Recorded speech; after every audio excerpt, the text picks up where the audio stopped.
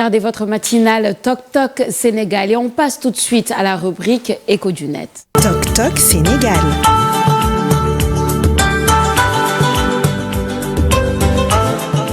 xibaar yi gën a fës ci internet bi tey ñu wax ci ànd ak Fatimata Bintou Ba xaritu internet yi Fatima maa ngi lay nuyu di la dalal ci plateau bi. maa lay fay Sophia Ba maa ngi nuyu suñu mbokku téléspectateurs yi ak internet yu ITV yi. alors Fatima dañuy continuer juste discussion bi sànq gis nañ ko ci revue des titres international bi président Emmanuel Macron moo joxe benn discours démb dans l'après-midi mais nga xamante ni dafa doon wax ak Afrique continent bi yëpp réaction yi. bëri ci lool ci toile bi. ni nga ko waxee Sophia Ba noonu la discours de sa politique wala stratégie bi nga xamante ni africaine loolu la ñuy dooree waa RFI ñoom def ci ab publication bu yaatu kii di Emmanuel Macron li mu daal di xamle mu ne la France doit faire preuve d'une forte profonde humilité envers li nga xamante ni mooy le continent africain di discours boo xamante ni ku nekk ak ni nga ko gisee Sophia Ba boo seetloo ginnaaw loolu réaction yi dafa bëri muy continent bi nga xamante muy fii ci Afrique ak fépp foo xamante ni discours ba daal dina fay yegg moom li mu daal di wax mu ne face à ce qui se joue sur le continent africain contexte bi nga xamante ni dafa daal di doy waar bu ñu seetloo fii ci continent bi am na ñoo xamante ni sax d'accorduñu présence France ba léegi ci seen i yenn dëkk yi am na dëkk yoo xamante ni sax gis nañ ni commencé nañ li nga xamante ni mooy génne lépp loo xamante ni dafa am rapport avec la France mu ne kii qualifie de situation sans précédent mu ne dans l'histoire avec une sombre des défis vertigineux plutôt VOA Afrique ñoom tamit def nañ ci ab jàngat bu yaatu gannaaw discours Emmanuel Macron boole mu ne Afrique Emmanuel Macron a estimé que l'Afrique ne devait plus être li nga xamante ni mooy benn précarité bu ñu doon nekk annoncé mais leneen loo xamante ni war nañ ko ci seetlu mu ne une prochaine diminution visible des effectifs militaires loo xamante ni door na presque français sur le continent africain kii di François Asselineau li mu daal di wax mu ne qui le croit kan moo gëm li nga xamante ni mooy kàddu yi Emmanuel Macron daal di génne démb mu ne avec arrogance et li nga xamante ni n'écoutant personne mu ne Macron annonce que sa stratégie pour l'Afrique mu nga consiste à ajouter li nga xamante ni mooy une posture plus claire jàngat boo xam taxawaay bu gën a yaatu ak boo xamante ni gën na leer mu ne de modestie Macron bu ñu daal di wax mu ne souvent discours wala position yu muy daal di am par rapport ak suñu continent bi la mu ne il écoute mu ne c'est aussi crédible que palmade prestigieux mu ne li nga xamante ni mais les yeneen yi nga ko ci daal di gis mu ne les chauffards s'indignant de ravage de la drogue yeneen yoo xamante ni Macron peut-être moom jàpp nag waroon na ko cee waxte waxu ko si kii di NJ nee na que la jeunesse africaine se réveille li nga xamante ni mooy ndawu Afrique nañu yeewu parce que yenn cadre yi bu ñu ko déggee dañuy jàpp ni kii dafa leen di nax dafa am feneen fu mu leen di bëgg jaar mu ne le président Macron ne veut pas de l'éveil li nga xamante ni panafricaniste mu ne nous constituons plutôt un danger boo xamante ni aveuglement li nga xamante ni war nañ kaa def mu ne rek xalaat bu baax pour li nga xamante ni mooy l'épanouissement de l'Afrique sans la France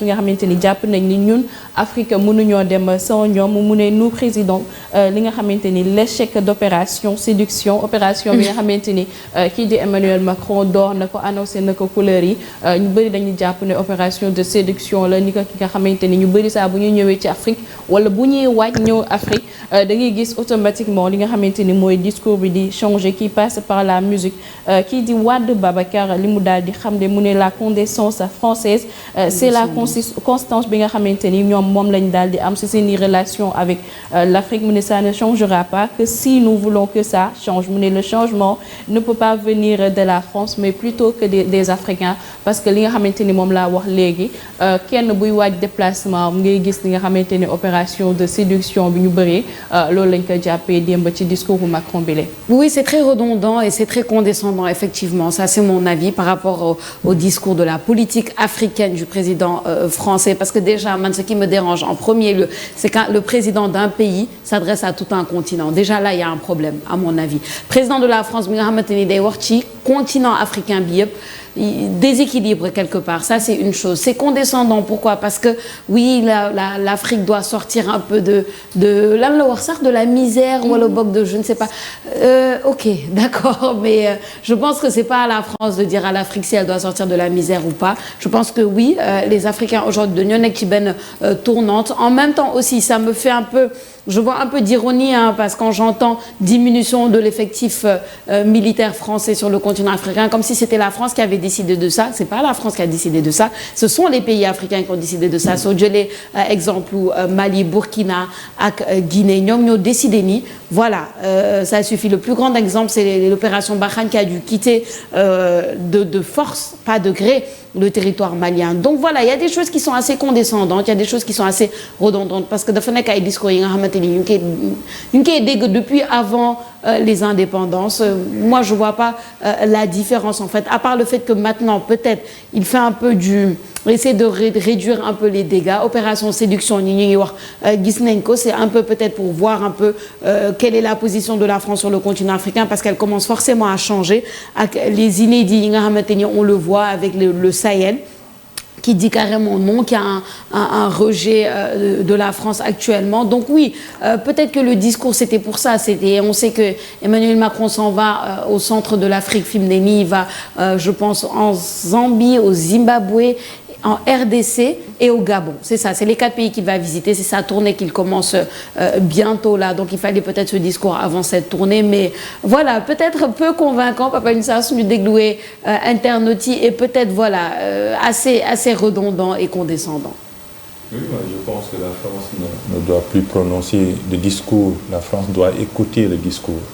Ça fait des années, depuis la colonisation, que France m'a eu, mais je pense qu'actuellement, le sujet doit devenir objet et l'objet sujet, parce que le discours de la France est comme le discours colonial, quoi. C'est ça. Il faut que l'Afrique sorte l'Afrique ne doit pas être considérée comme un précaré. Précaré, moi, un domaine privilégié, quoi, un bastion, une propriété de la France. Vos collègues, c'est important en diplomatie qu'il y ait un parallélisme formel. Il faut que les Occidentaux sachent que l'Afrique n'est pas un pays, l'Afrique c'est un continent. L'Afrique doit s'adresser à l'Europe. Le continent européen s'adresse au continent africain. Mais quand la France s'adresse à l'Afrique, imaginez un président Macky Sall, le capitaine Traoré, Djougné, je vais prononcer un discours sur l'Europe. Est-ce que les Européens dinañ ko déglu? Je ne pense pas. Mais quand un président français, quand un président russe, quand un président chinois def benn sommet sax, Chine, Afrique, Russie, Afrique, France, Afrique, et des sommets parfois qui se passent donc pas seulement en Afrique, mais chez eux, gis nañ ba léegi ni ñoom dañoo nekk sur un piédestal et ils nous voient avec une vision d'aigle, quoi, mooy ci suuf.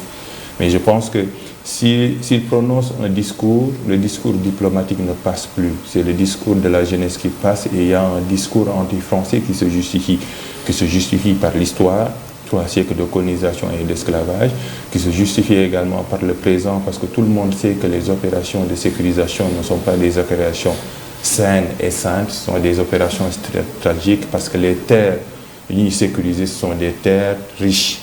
C'est hydrocarbures.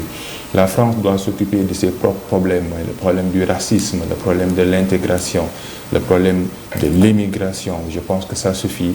L'Afrique maintenant, de façon quoi, si des discours de conseil, des discours, etc., comme si c'était un pays, quoi. On prend l'Afrique comme un petit pays, un petit président s'adresse à un petit pays comme l'Afrique. Et je pense que si la France ne change pas de stratégie, forcément, force Barkhane, et ce sentiment français, même au Sénégal, on l'a vécu avec les violences du mois de mars, quoi. Que des gens sont attaqués à des magasins, à des entreprises yoo xam si jàpp nañ ni ay français ñoo ko moom, récemment embarqué dem nañ sax bay attaqué Saint-Champ, alors que Saint-Champ c'est pas Auchan, ce sont des Sénégalais ñoo ko. Donc il y a un sentiment anti-français qui se dégage en Afrique de l'Ouest, mais pas que, mais partout en Afrique, parce qu'il y a un discours condescendant. Si quelqu'un te regarde avec des yeux petits, forcément la réponse est à la mesure un peu de l'action. Ay siècles ñu ngi déglu seen discours, on en a marre. Maintenant c'est l'Afrique qui doit prononcer un discours, c'est aux Français, aux Russes, aux Chinois d'écouter le discours de l'Afrique, quoi. Et ils vont écouter comme l'a montré le Burkina, le Mali et la Guinée. S'ils ne veulent pas écouter, on les oblige à écouter. Le Mali def, presque une bonne partie du Sahel def, parce que ça, comme tu dis, Papa Nissa, ça suffit. Un président français qui s'adresse au continent africain, je pense que voilà, rien que là, le fait de pouvoir sortir et dire je vais m'adresser au continent continent africain en tant que président de la France, foofu seulement il y a un problème. Moi, à partir de ce moment-là, forcément, je me dis que voilà, est-ce qu'on est toujours avant les indépendances? On est en 1950. Qu'est-ce qui se passe? Est-ce que les pays africains sont toujours des colonies? Non. Les choses ont changé. Après, oui, c'est une stratégie. On peut pas aussi.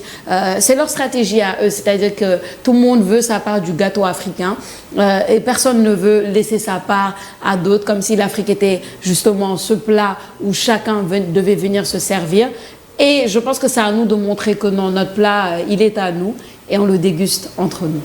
xam nga boo ko déggee wala discours boo ko dégloo sax da ngay jàpp ni ñoom dañuy jàpp ni que ñu ngi nekk toujours ci époque coloniale bi parce que bu ñu demee bay wax ni que dinañ commencer xoolaat li nga xamante ni mooy retrait troupes militaires yi bien vrai que ni nga ko waxee door na déjà. C'est ironique en fait. Voilà, africains yi ñoo ko door déjà donc nekkul décision boo xamante ni ci ñoom la jógee. Et te opération de séduction bi da ngay remarquer bu ñuy waaj voyage xoolal discours bu Marie Le Pen ni mu changé une fois au Sénégal. Une fois ba mu demee ci yenn yi nga xamante ni dëkk Afrique yi la donc tellement que pour ñëw Afrique pare nañ pour def lépp loo xamante ni ñu ngi ko bu ñu nekkee seen dëkk yi diñ ko wax démb ñu ngi naan kii di Emmanuel Macron moom ça se voit que il vit li nga xamante ni pour les réseaux chaque fois dañ koy gis muy def benn publication di wax ci Afrique juste pour intéresser li nga xamante ni mooy africains yi mais tey éveil conscience bi tollu na foo xamante ni jeunesse bi même bu fekkee sax suñu autorités étatiques yi ñoom egguñu ci jeunesse yi ñoom ils vont pas se laisser faire comme ni ngay jekk bu fekkee époque coloniale bi daan nañ def dara ñu ne waa on n'a pas le choix da ngay gis maintenant que ça commence à changer bu fekkee dem nañ ba ki nga xamante ni mooy Emmanuel Macron bu waxee man Fatima wala keneen am na droit répliquer wax que li nga wax ni vous avez tort wala leneen ak leneen alors que peut-être Macky Sall sax yenn discours yi ñu ngi doon xaar mu am ci réaction yi Macky Sall ni mu ko war a defee beneen président itamit africain war kaa defee donc foofu la ñuy toll ñun état africain yi waruñoo minimiser tey capacité bi nga xamante ni am nañ ko parce que ñoom boo xoolee xam nañ ni maintenant c'est l'Afrique boo mën na en quelque sorte mooy diriger boo xoolee ñëpp dañuy ñëwaat fii Afrique am nañ pétrole am nañ zircon donc lépp loo xamante ni am nañ ko te ñoom ñu soxla ko seeni problème ñu bàyyi ko ñëw suñu problème africain peut-être dañuy naan ñun en quelque sorte dañoo xaw a faible te ci faiblesse boobu ci la ñuy basé wu pour ñu gën ñoo mën a exploiter. mu ngi noonu et puis bon le temps n'est plus à la faiblesse comme on est en train de le montrer je pense que ñoom tamit ils sont conscients qu'il y a une tournante qui est en train de se passer peut-être ils essaient de ne pas louper le coche de la tournante mais pour ne pas louper le coche de la tournante il faut repenser cette relation France-Afrique il faut se mettre en tête que ce ne sera plus les mêmes discours ce ne sera plus les mêmes actions et ce ne sera plus les mêmes Africains à quels ils sont en train de s'adresser mais ngi noonu on passe très rapidement Fatima au deuxième sujet ci xibaar yi gën a fës ci internet bi on va parler sport on va parler de FIFA The Best le classement de la FIFA démb internet yi wax nañ si bu baax a baax. FIFA The Best classement bi nga xamante ni ci 2022 la démb la doon am Sofia Ba ñëpp nag doon nañu pressentir ki nga xamante ni mooy Lionel Messi ñu daal di ko koy jox loolu la ñuy dooree comme pressenti Lionel Messi moom moo ko daal di remporter li nga xamante ni mooy trophée FIFA The Best 2022 du meilleur joueur vainqueur de la Coupe du Monde Lionel Messi avec son pays l'Argentine en décembre dernier moom nag daal di gagné li nga xamante ni mooy Ballon d'Or 7 fois. Li nga xamante ni dans cette quête succède à Robert Lewandowski je pense que je l'ai mieux prononcé au palmarès ak ki nga xamante ni mooy devancé ki nga mooy son coéquipier Kylian Mbappé parce que jàpp nañu Kylian Mbappé mooy nekk derrière ki nga xamante ni mooy Messi démb nag en plus yaa Karim Benzema itamit bokkoon na ci liste bi Mahfouz Thiam moom jox nañu li nga xamante ni mooy résultat yi dooree ko par Lionel Messi moom mi jël trophée bi il y a Sadio Mané qui arrive à la 6e position ci trophée avec 19 points li nga xamante ni moo gën a fës démb ci li nga xamante ni mooy ñu doon joxe distinction yi par rapport ak sélectionneur africain yi wala joueur africain yi nga xamante ni ñoom ñoo doon voté pour meilleur joueur bi VOA africain trophée FIFA The Best l'Argentin ki di Lionel Messi sacré meilleur de 2022 démb lañ daal di amaloon foofu la ci Paris dans le 11 mondial le Français Kylian Mbappé et le Marocain ki nga xamante ni mooy Achraf Hakimi daal di ci bokk keneen koo xamante ni moom jàpp na ni que c'est tout à fait mérité parce que peut-être dégg nga nañ saa su ne bu dara amee bu ñu ko joxee benn joueur dañuy dégg ñu ci wax mais démb déggoo kenn ku ne Lionel Messi n'a pas mérité. nee na mérité pour le roi de ce sport mu ne à 35 ans ki nga xamante ni mooy ce qu'il fait encore c'est incroyable li nga xamante ni ça va pleurer fort quand il va encore prendre li nga xamante ni mooy son 8e ballon d'or. ñii di waa joueur sénégalais ñoom nag li nga xamante ni publication bi ñu ko defee jàpp nañ ni foofu la réaction yi gën a bëri ci la ñu génnee li nga xamante ni mooy les détails ku nekk ñi nga xamante ni position ñii nga daal di voter joueurs sénégalais ñoom nee nañu résultat officiel Sadio Mané termine à la 6e place du classement ci FIFA de best meilleur joueur du monde sur l'année 2022 vote yi ni mu daal di demee ay journalistes yoo xamante ni demoon nañ fa les votes journaliste bi di Thierno Diallo moom pour le trophée de best position classement ni mu ko daal di defee Sadio Mané le classé au premier rang teg Lionel Messi dool di teg Karim Benzema keneen koo xamante ni gis nañ ko fa mu daal di voté mën nañoo jàpp ni moom votam moo gën a suscité réaction yi Sophia Ba mooy le vote du sélectionneur Aliou Cissé moom nag li mu daal di classé il a classé ki nga xamante ni mooy Kylian Mbappé mu teg ko ci premier Achraf Hakimi dool di teg Sadio Mané en 3e position boobu mu ko teg nag tax na Sophia ñu bëri doon wax ci loolu waaye balaa ñu egg ci loolu Kalidou Koulibaly moom tamit def na classement pour le trophée def Sadio Mané classé ko au premier rang Kylian Mbappé ak Lionel Messi kii di Bijou Ndiaye ci réaction yi ni ma la koy wax sànq. li mu daal di wax mu ne eh bien li nga xamante ni je pense forcément que Cissé fera un démenti parce que dañoo jàpp li nga xamante ni classement bi Aliou Cissé def peut-être nit ñi c'est pas officiel mu ne il n'a pas osé waay loolu lañu daal di jàpp.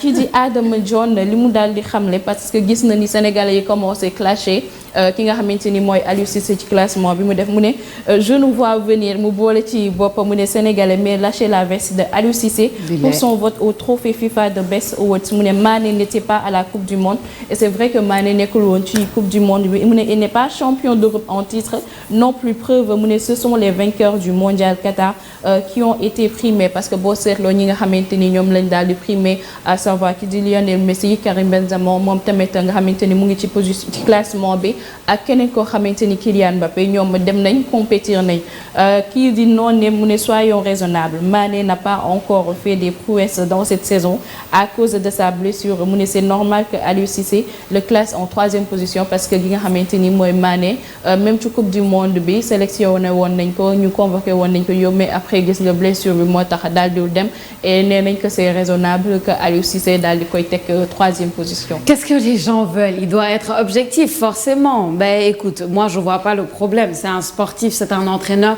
On adore Sadio Mané. On sait comment Sadio Mané serait au top et il est au top. Mais il y en a d'autres aussi qui sont au top. Moi je vois pas le problème du classement de Aliou Cissé. Au contraire, Sadio Mané à la 3e place. Oui, pourquoi pas? Et c'est plus dans le contexte de la saison, je pense, Papa Lutsa ni Yefi Deme. Si on regarde la Coupe du Monde, si on regarde un peu comment les choses se passent. Moi, j'ai pas de problème avec le classement de Aliou Cissé. Il faut que les gens arrêtent nag Sénégalais yi bëgg nañ tooñ Aliou Cissé trop tàmm nañ ko di ko tooñ à chaque fois. Il est objectif, il a fait son classement et moi je vois pas de problème avec ça. Entre le vote nationaliste et le vote mérite, je prends le 2e. C'est aussi simple que ça. Mérite la rek ñi nga xam ni participer au Coupe du Monde, je pense que c'est un faux débat. 108 jours, presque 3 mois d'absence pour participer au Coupe du Monde, jëloo champion de Coupe d'Europe ki nga xam ni mooy vote Aliou Cissé, c'est ça. Kylian Mbappé, c'est normal. Finale Coupe du Monde, tu marques 3 buts pour un jeune de 22-23 ans. Loolu dafa day énorme. Achraf Hakimi avec Maroc demi-finaliste et aussi Lionel Messi. Mais bon, il n'y avait pas de surprise par rapport à The Best. Ce sont les meilleurs de la Coupe du Monde qui ont été récompensés. Lionel Scaloni, Lionel Messi, etc. Mais il ne faut pas wax affaire fierté. Je pense que le mérite est plus important. Aliou Cissé, son vote d'abord il est personnel. moom la neex. C'est pas que forcément il est le coach de Sadio Mané da ko war a voter. dafa war a voter à la base du mérite et je pense que son vote là reflète un peu le mérite. Kylian Mbappé est plus méritant que Sadio Mané. Bah oui, Achraf Hakimi également. Achraf Hakimi a été demi-finaliste. Il a marqué le penalty ci Panenka ngir qualifié gi nga xam ni mooy Maroc ci Coupe du Monde bi. Sadio Mané n'a pas participé à cette aventure mais il y aura d'autres aventures yoo xam ne si nañ am possibilité pour Sadio Mané ñu koy ñaanal si li nga xam ni mooy rétablissement mu continue parce qu'il y a d'autres échéances mais pas ay non coach la ba créer des frictions entre Sadio Mané et Aliou Cissé. C'est pas, je pense que c'est le mérite. Il a voté en considération du mérite et moi je ferai le même mais pas que ni Sénégalais la rek damay def yëfu Sénégal. Non, c'est exactement ça. C'est le vote de mérite, c'est le sport. C'est au confins du nationalisme. Ouais. C'est voilà. Et puis réseaux sociaux yi mooy loolu des fois da nga ci gis yoo xamante ni tu peux ne pas forcément être d'accord. Je comprends nag. On adore notre Sadio Mané. Il mérite et il méritera encore plus. Il a encore beaucoup de choses à faire, de belles choses à faire devant lui. CAN 2024 mi ngi ñëw. Voilà. Et puis Coupe du Monde 2026 aussi mi ngi ñëw et on l'attend là-bas. Inch'Allah. Fatima, xam naa ni am na une dernière information que tu aurais voulu donner. balaa ñu jeexal les échos du net. Je te laisse la donner. Sophia dañu jeexal te waxuñu bi nga xamante ne information bu daal di Seneweb daal di koy joxe démb ñoom nag li ñu daal di xamle ki nga xamante ni dañ ko daal di accusé d'avoir offensé les Baye Fall mu nekk ab tiktoker di wuyoo ci turu Noble moom échappe à un lynchage li nga xamante ni démb gis nañ voiture am maanaam otom bi taal nañ ko vidéo boo xamante ni daal dinay circuler bu baax a baax ci réseau yi dañ koy seetaan vite fait rek daal di ñëwaat fii ci plateau bi. actuellement suñu xool vidéo bi ñëwaat.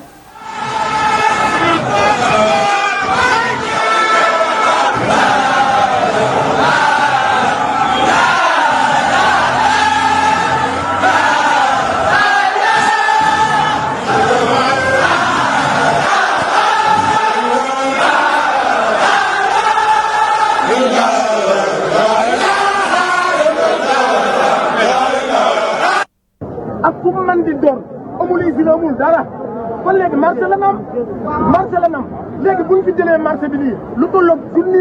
ci posum garage Dakar Dakar ni kar nañ ma taal nañ sama oto bi ma yoroon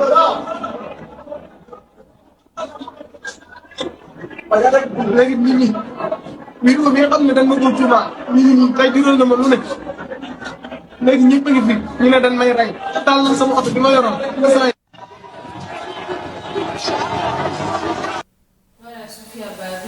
ngi noonu muy wuyoo ci turu Noble tiktoker moom nag gis nañ ginnaaw ay kàddu yu mu daal di yëkkati woon nag moo waral démb ñi nga xamante ni otom ñu daal di koy yàq di xew-xew boo xamante ni wala xibaar boo xamante ni ci Écho du Net réseau yi daal di nañ si waxtaan bu baax a baax. C'est ça waxtaan nañ ci il fallait qu'on le donne, c'est une nouvelle qui fait partie de Écho du Net forcément. La violence n'est jamais une solution je pense.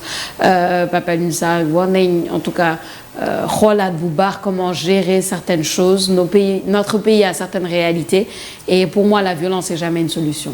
waaw nañ ko baal def naa ni yëkkati na ay kàddu mooy bi ñuy bu sëñ bi joxee ndigal na nañ désencombrer marché Ocass. moom mu fa doon jaay daal def benn vidéo wax loolu après daal di jéggulu nañ ko baal.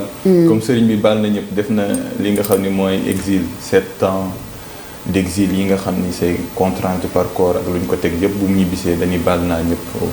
yi xam jami xarwa daal di ñaanal ñëpp. nañ ko jéggal rek comme juum na nangu na ko nañ ko jéggal après on passe à autre chose. je pense que c'est ça le plus important mi ngi noonu Fatima di la gërëm di la sant bu baax ci xibaar yi gën a fës ci internet bi on se retrouve demain. Demain inchallah Sophia Ba. Ok Papa Insa tu restes avec moi on va accueillir Pape Djembe sur ce plateau pour la rubrique Thiossane il va nous parler de la belle ville de Saint-Louis la belle tout de suite dans Thiossane le temps d'installer